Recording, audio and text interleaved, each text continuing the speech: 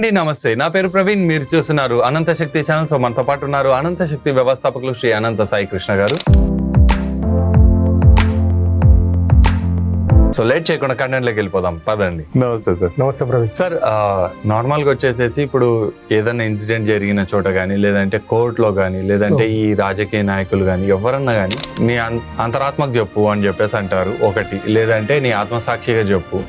ఆత్మసాక్షిగా ప్రమాణం చేస్తున్నాను భరత్ అనే నేను మూవీలో అయితే ఇంకా డైలాగ్ నా స్పెసిఫైడ్ గా చేసి చెప్పవచ్చు, అంతఃకరణ శుద్ధితో అని చెప్పేసి ఆయన చెప్పేది. సో ఇలా చెప్పుకుంటూ పోతే ఎండ్ ఆఫ్ ది డే ఆత్మ అనే వర్డ్ కామన్ గా వినిపించేది. ఆత్మ అంటే ఇప్పుడు ఇది దెయ్యం కిందిలాగా చేసుకోవచ్చా లెక్క, లేదా అంటే ఏ వర్షన్ లో దీనికి ఆత్మ అంతరంగంగా అని చెప్పేసి ఈ టైప్ లో ఉన్నాయి కదా, ఇవన్నీ మీరు ఎలా ఎక్స్ప్లెయిన్ చేస్తారు? చూడు, ఇప్పుడు నువ్వు అడిగావు ప్రతి చోట ఆత్మ అనే వాడు ఎందుకు వాడుతున్నారు అనేది. ఆత్మ అనేది ఒక మనిషికి జీవనాధారం లాంటిది.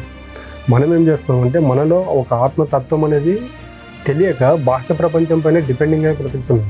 మనకు భగవద్గీతలో ఒక శ్లోకం ఉంది, ఆత్మ నాశనం లేనిది, ఆత్మను శస్త్రములు ఛేదింపజాలవు, అగ్ని దహింపజాలదు, నీరు తడపజాలదు, వాయువు ఆర్పివేయను సాధ్యం కానిది, ఆత్మ నాశనము లేనిదని. అక్కడ చూడండి, అంటే మనం చాలాసార్లు ఈ వాడుతూ ఉంటాము, కానీ ఇప్పుడు సందర్భం వచ్చింది కాబట్టి ఇంకోసారి రిపీట్ చేసుకుందాం.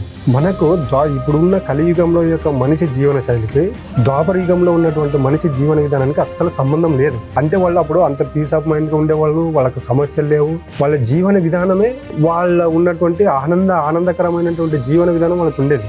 కానీ ఇప్పుడు మన జీవనానికి సంబంధించినటువంటి అర్థాలు ద్వాపరయుగంలో శ్రీకృష్ణుడు చెప్పాడు. ఇప్పుడు మనం మాట్లాడుకుంటే ఆత్మతత్వం ద్వాపరయుగంలోనే ఉంది. శ్రీకృష్ణుడు అర్జునుకు బోధించినప్పుడు ఈ ఆత్మతత్వం గురించి ఉంది అక్కడ. అంటే ఆయన ఏదైతే చెప్పాడో దాన్ని ఇప్పుడున్నటువంటి కలియుగంలో పాటిస్తే మనిషికి ఎటువంటి దుఃఖరహిత స్థితిలోకి వెళ్ళాడు. బట్ మనం ఏం చేస్తున్నామంటే ఆత్మ అనే లోపల నువ్వు అడిగావు చూడు, అదేమో దయ్యం పదం కింద ఉంటుంది అనుకున్నా అని అడిగావా? ఆత్మలు వచ్చినాయి, అవి ప్రేతాత్మలని. పరమాత్మ అనేది కూడా ఆత్మ అనే దానికి లాస్ట్ ఇక్కడ పరమాత్మకు ప్రేతాత్మకు చాలా డిఫరెంట్ ఉంటుంది.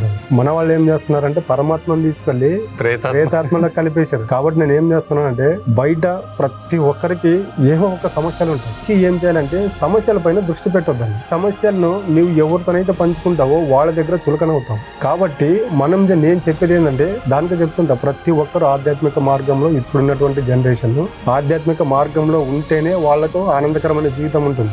లేకపోతే రాను జనరేషన్ లో మనము అసలు ఒక మనిషి సాటిస్ఫాక్షన్గా ఎలాగుంటాడని వెతికితే కూడా భూతద్దంలో పెట్టి వెతికినా కూడా మనుషులు దొరకరు. దానికి ఏకైక మార్గం ఆధ్యాత్మికం.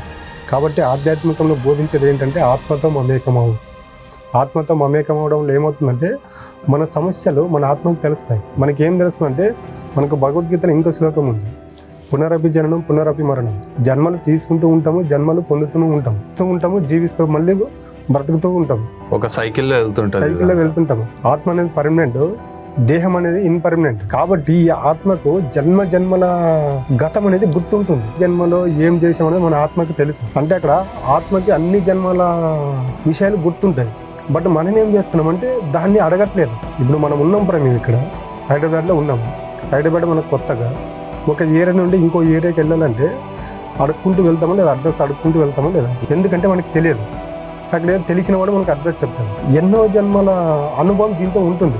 మనం ఏం చేస్తుంటే ఈ సమస్యలు వచ్చినప్పుడు నాకు ఈ సమస్యలు ఉన్నాయి, ఇటువంటి నేను భరించలేకపోతున్నాను, నాకు కష్టాలు ఎక్కువైపోయినాయి బయట వాళ్ళతో షేర్ చేసుకుంటాను. అలా చేయొద్దండి. ఈ రోజు నుండి ఏం చేస్తారంటే ప్రతి ఒక్కరికి ఎటువంటి సమస్యలు ఉన్నా ఆత్మతో మమేకమై ఆత్మతో అనుసంధానం అవ్వడానికి ప్రయత్నించండి. ఎప్పుడైతే నీ యొక్క సమస్యను నువ్వు ఆత్మకు చెప్పుకుంటావో అప్పుడు ఏం చేస్తుందంటే ఆత్మ అనేది మనకి దారి చూపిస్తుంది. ఇప్పుడు మనం ఉన్నాం బ్రదర్, ఇంట్లో పిల్లలకి పిల్లలకి ఏదైనా కష్టం నష్టం వస్తే వాళ్ళు ఎవరితో షేర్ చేసుకుంటారు? పెద్దవాళ్ళతో, పేరెంట్స్. ఎందుకు? వీళ్ళ ద్వారా వాళ్ళు జన్మ తీసుకున్నారు కాబట్టి వాళ్ళకి ఏ సమస్య వచ్చినా పేరెంట్స్ క్లియర్ చేస్తారు. సేమ్ అలాగే నువ్వు అడిగే ఎందుకు ఉంది పరమాత్మ ప్రేతాత్మ. మనకు ఆత్మ పరమాత్మ అనేది వీళ్ళంతా పరమాత్మకు మనమంతా పిల్లలతో సమానం. కాబట్టి ఎవరికి ఏ కష్టం వచ్చినా కూడా ఈ ఆత్మతో మనం ఎప్పుడైతే మమేకం అవుతామో, మమేకమైనప్పుడు ఏమవుతుందంటే నేను చెప్పాను కదా, ఈ విశ్వం యొక్క సిద్ధాంతం ఏంటంటే మనం ఏం అడిగితే అది ఇస్తుందని. ఈ ఆత్మతో మనం ఎప్పుడైతే మమేకం అవుతామో ఈ సమాజంలో ప్రతి ఒక్క సమస్యను మనం చూసే దృష్టి కోణం మారుతుంది. ఆ కోణం మారినప్పుడు ఏమవుతుందంటే ప్రతి ఒక్క దాన్ని సాక్ష్యభూతంగా చూడగలుగుతాం. ఎప్పుడైతే సాక్ష్యభూతంగా చూడగలుగుతామో మనకు ఉన్నటువంటి సమస్య రూపంగా కనిపించాం. మనం ఏం చేస్తున్నామంటే ప్రతి ఒక్క దానికి ఎటువంటి సమస్యన రాని బంధువుతో పంచుకోవడం, లేకపోతే స్నేహితుతో పంచుకోవడము, తెలిసిన వాళ్ళతో పంచుకోవడం వల్ల ఏమవుతుందంటే చులకనైపోతాం ప్రతి వాళ్ళ దగ్గర. కాబట్టి మనకి ఎటువంటి సమస్య రాని మన ఆత్మతో మమేకమై అనుసంధానం అవడానికి ప్రయత్నించండి. ఖచ్చితంగా మనం అంటుంటాం, ఏది నాకు లోపల నుంచి ఇది చెయ్యాలనుకున్నాను. ఇప్పుడు చూడండి, ఏదన్నా పని చేయాలనుకున్నప్పుడు అది ఫెయిల్యూర్ అయిందనుకోండి, మన ఫ్రెండ్స్ దగ్గర చెప్తాము, నేను చేయాలనుకున్న నాకు బలంగా లోపల నుంచి వద్దు అనిపించింది, అలాగే చేశాను అంటారు చాలామంది. అది 100% నిజం బ్రదర్. ఎందుకంటే లోపల మన ఆత్మ వద్దు, నీకు చేయొద్దు, నీకు అది రాదు అనేది మనకి ఎప్పుడు మనకు మోటివేట్ చేస్తూనే ఉంటుంది. బట్ మనం ఏం చేస్తున్నామంటే వాటిని కొట్టేస్తున్నాం. వీటన్నింటిని మనం గుర్తించుకోవాలంటే ఏం చేయాలంటే ఆత్మతో మమేకం అవ్వాలి. ఆత్మతో మమేకం అవ్వాలంటే డైలీ ఒక 10 నిమిషాలు మనకు మనం కేటాయించుకోవాలి. మనం కేటాయించుకొని ఎప్పుడైతే అంతర్ప్రయాణం చేయడానికి సిద్ధంగా ఉంటామో అప్పుడు ఏమవుతుందంటే ఆత్మ అనేది మనకు సహాయ సహకారాలు అందించడానికి సిద్ధంగా ఉంది. సార్, ఇప్పుడు మీరు చెప్పింది ఓకే, యాక్సెప్ట్ చేస్తాను. దీంట్లో ఏంటి అంటే మనతో ప్రయాణం చేస్తూ ఇట్లా చేయాలని. ఇప్పుడున్న రియల్ లైఫ్ టైంలో పచ్చిగా మాట్లాడాలి అంటే పడుకోవడం లేటుగా పడుకుంటాం, లేయడము లేటుగా లేయడము, లేదంటే కొంతమంది తొందర లేసేసి ఫస్ట్ వెళ్ళిపోయి పని చూసుకుని మళ్ళీ వచ్చి పడుకోవడం. ఈ బిజీ లైఫ్ స్టైల్ ఉంది, ఏదైతే ఓపెన్ ఫ్యాక్ట్ మాట్లాడుకోవాలా, ఈ దాంట్లో 24 గంటల టైం ఉంది అంటే highest busy person. But on టైంలో ఎవరు ఏం పనులు చేయరు, అది కూడా ఉంది. లైక్ ఏంటంటే ఇప్పుడు ఆఫీస్కి రావడం కానీ, లేదంటే ఆఫీస్ నుంచి వెళ్ళడం వేరే అనుకోండి, లెక్క ఆన్ టైం కావాలి అది.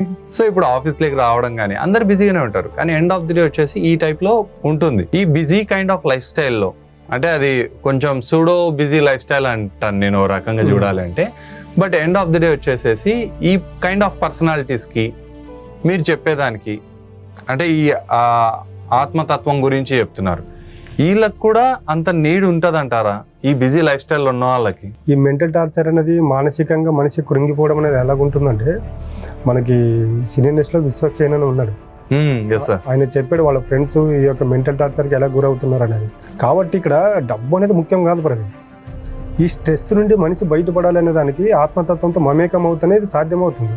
ఇంకా ఒకటి అంటే మనకు ప్రతి మహాశివరాత్రి రోజు మన సద్గురుది ప్రోగ్రామ్ జరుగుతుంది. మీరు అక్కడ చూడండి, ఈ ఫిలిం ఇండస్ట్రీ కావచ్చు, పొలిటికల్ కావచ్చు, ప్రతి ఒక్క సెలబ్రిటీ అక్కడ ఉంటాడు. ఏ కేటగిరీ పీపుల్ అయినా కూడా అక్కడ ఉంటారు. మళ్ళీ ఆయనకి ఎందుకు అంత ఫాలోయింగ్ పెరిగిందంటే భవిష్యత్తులో ఆధ్యాత్మికం అనేది ఇంపార్టెంట్.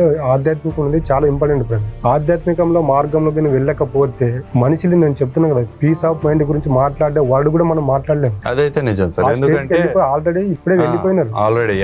అండ్ ఇంకోటి వచ్చేసేసి మామూలుగా ఏ దేశం మామూలుగా కొంతమంది, నేను కొన్ని వీడియోస్ స్పెసిఫిక్ గా ఫాలో అయ్యే వీడియోస్లలో ఒక పర్సన్ చెప్పారు ఏమని అంటే, ఏ దేశం అయినా కానీ ఎంత ముందుకెళ్ళినా ఎండ్ ఆఫ్ ది డే ఒక ఇండియాలో ఏ దేశం కాడ లేని ఆస్తి ఏదైనా ఉంది అంటే ఇండియా కాడ ఈ ఆధ్యాత్మిక ప్రాసెస్ అని చెప్పేసి అంటారు. అండ్ ఎస్పెషల్ ఏంటంటే ఇది కర్మ సిద్ధాంతం నమ్మేది కానీ ఇంకోటి సో అండ్ సో. ఫారినర్స్ కూడా ఇండియా వైపు ఎందుకు ఇంట్రెస్ట్ చూపిస్తున్నారు అంటే మెయిన్ ఈ కర్మ సిద్ధాంతం కాడ నుంచి మొదలుకొని ఆత్మతత్వం ఇవన్నీ ఉన్నాయి. కాబట్టి ఇప్పుడు నువ్వు చెప్పే ఇతర దేశాలు వాళ్ళు చేయని ఎంజాయ్మెంట్ ఉండదు, చూడని డబ్బు ఉండదు. బట్ మళ్ళీ వాళ్ళు ఏమి లేక బాధపడుతున్నారంటే సత్యం. ఆ సత్యం లేదు కాబట్టి, సత్యం వాళ్ళకి బోధపడట్లేదు కాబట్టి వాళ్ళు ఏం చేయాలి. పర్పస్ ఆఫ్ లైఫ్ అనేది లాస్ట్ రియాలిటీ. మీరు అనేది సత్యం అని ఒక వర్డ్ అంటున్నారు కానీ ఇప్పుడున్న జనరేషన్ కి ఇది అర్థం కావాలంటే అల్టిమేట్. నేను చెప్తున్నా కదా, ఎన్నోసార్లు మాట్లాడుకున్న ప్రపంచ దేశాలకు భారతదేశం అనేది ఆది గురువు లాంటిది. ఇప్పటికైనా కూడా మన యొక్క దేశం యొక్క మూల సిద్ధాంతాన్ని వేరే దేశాలు పాటించి డెవలప్ కావాల్సిందే. కానీ నేను చెప్తున్నా, ఇంతటి మూలం ఉన్న భారతదేశాన్ని మనం ఆచరించక మనం ఇబ్బందులు పడుతున్నాం. కాబట్టి దయచేసి ప్రతి ఒక్కరూ నెక్స్ట్ జనరేషన్ కావచ్చు, నెక్స్ట్ ఇప్పుడు ఈ పిల్లలు ఎవరైతే ఉన్నారో ఎడ్యుకేషన్ టార్చర్స్ కావచ్చు, తర్వాత ఫైనాన్షియల్ ప్రాబ్లం కావచ్చు, జాబ్స్ ప్రాబ్లం కావచ్చు, వీటన్నింటిని ఇప్పుడు ఉన్నటువంటి స్ట్రెస్ తట్టుకొని మనిషి నిలబడాలనుకుంటే మాత్రము స్పిరిచువల్ జర్నీ తప్ప వేరేది లేదు.